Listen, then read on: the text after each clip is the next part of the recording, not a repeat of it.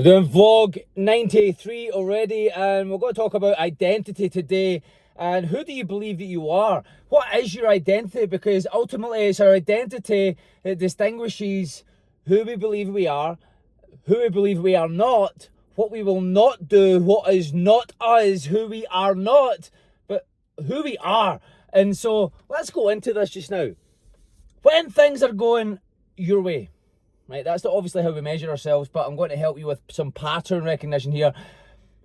When everything's going your way, you're on top of the world, who do you believe that you are? I want you to, this should be really easy for you. Everything's going phenomenally well for you. Like, things couldn't be better. Who do you believe that you are? I want you to write all these down. Who do you believe that you are? That things are going, when things are going, well, your way. Who do you believe that you are then?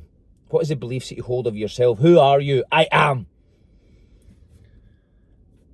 Now, who do you believe that you're not? Same identity, you're winning. Who are you not? What do you no longer tolerate? What don't you tolerate? What do you not do? What don't you entertain? You see, the smoker who stopped smoking, I'm not a smoker. It's not what brand is it, it's I don't smoke. That is not who I am. I wouldn't entertain that. What won't you entertain? What is your beliefs of I am not that when things are going great? I want you to write them down now as well. Now let's help you find a gap. When shit's hit the fan, you're feeling really down on yourself. You just feel really overwhelmed, things are out with your control. It couldn't be any worse. Right? Who did you believe that you were then? And if you're there right now, who do you believe that you are here? Who do you believe that you're not here in this location? Right? These things are going to help you measure, it's going to help you identify certain things, certain traits, certain characteristic traits, certain attitudes, certain standards, certain tolerances within your life, right? And so when things are going phenomenally well, you've succeeded, you are a success, things couldn't be any better, who do you believe that you are now? Who do you believe that you're not? Would never do that, would never entertain that. Who do you believe that you're not? Now, that part is when everything's going well. On the other side, on another page, I want you to write the I ams, who you believe that you are when, well, you're beating yourself up, you're down on yourself, things couldn't be more wrong, in other words, right? And who do you believe that you're not in that time as well? There's going to be differences here. There's going to be distinct differences between the person who you believe that you are and who you are not, and when everything's going great, where you're on top of the world, to when shit hits the fan, you're super low, super deteriorated, super depressed perhaps.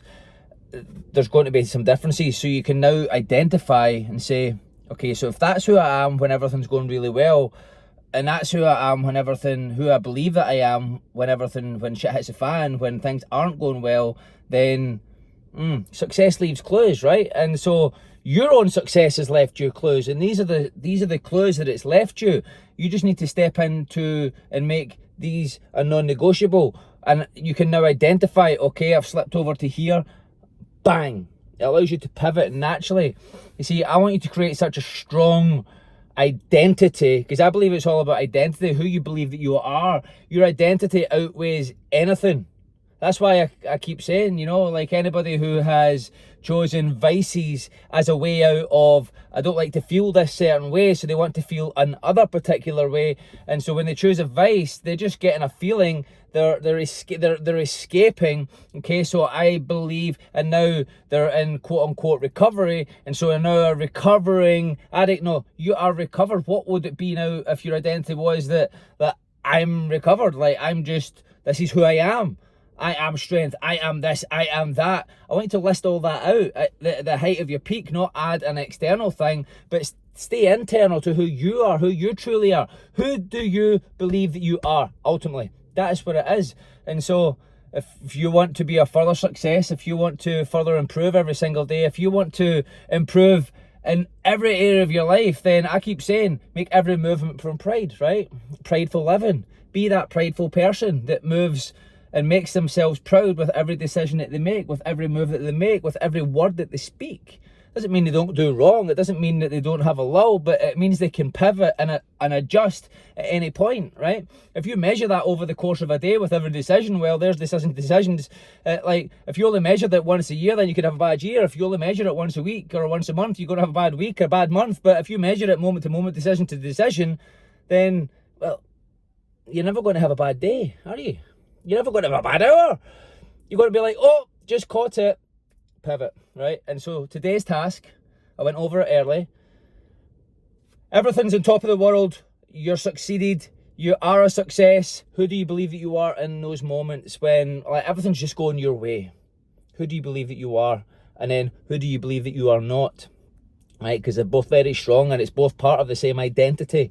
And then when shit hits the fan, I want you to write down who you believe you are and who you believe that you're not. As I say, this might be your current state just now. Who do you believe that you are and who do you believe that you're not? Right? And then take yourself into when you were getting your own way and everything was going right. Who did you believe that you were then and who did you believe that you were not? Okay, within that, it's going to be our attitudes, it's going to be our standards, it's going to be, like, it's all of that. It's our attitude, it's how we show up within our physiology. And I keep talking about the physiology shift as well. It's massive, it's huge. You know, it's a pattern. You're up here, you're in charge, you're full, you're certain. It's what I call North Star living compared to down and out. Right, your energy's down, up, forward, right? Anyway, that's been today. I'll leave this one short and sweet. Do the task, because that's what it's all about. We're not here for entertainment. We're here to apply. We certainly don't have an information problem. We've got all the information. We've got an application problem, because people just seek entertainment, quick dopamine hits to get out of what's broken within their life, to feel a certain way, the same as somebody that's chosen external vices.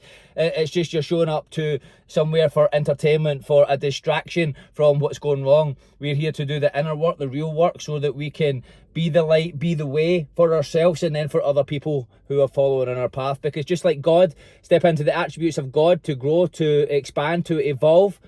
God creates every day so that we can have a clear path, an equal opportunity to, well, step into those attributes and to create a way in our own life and to expand in our own life and to evolve in our own life.